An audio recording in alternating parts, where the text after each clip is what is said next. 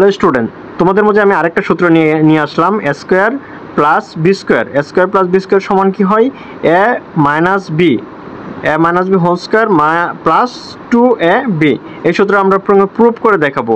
তাহলে প্রুভ করতে এটাকে আমরা কি লেফট হ্যান্ড সাইড ধরি, লেফট হ্যান্ড সাইড, আর এটাকে আমরা ধরবো রাইট হ্যান্ড সাইড। এই পুরোটাকে আমরা ধরবো কি রাইট হ্যান্ড সাইড।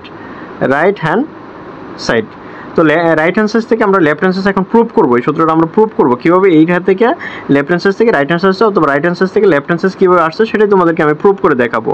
তো আমরা কি রাইট হ্যান্ড সাইড ধরলাম, রাইট হ্যান্ড সাইড কি আছে? A minus B whole square plus 2ab। তো এখন দেখো A minus B whole square এটা কিন্তু একটা সূত্র, এটা সূত্র আমরা এখানে ভাঙায় লিখবো।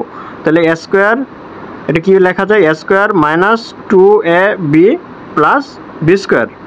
এটা কিন্তু আমরা এতটুকু ভাঙায় এই সূত্রটা এখানে আমরা লিখলাম, তাই না? তাহলে হচ্ছে প্লাস 2ab যা আছে তাই লিখবো, যা আছে তাই লিখলাম। এখন এখানে শুধু কিন্তু রিঅ্যারেঞ্জ করবো, আমরা সাজিয়ে লিখবো। তো এখানে এ স্কোয়ার প্লাস বি স্কোয়ার সাজিয়ে লিখলাম, আর হচ্ছে মাইনাস 2ab এখানে একটু এই পাশে আমরা নিয়ে আসলাম, আর প্লাস 2ab যা আছে তাই লিখলাম। তো কি হয়?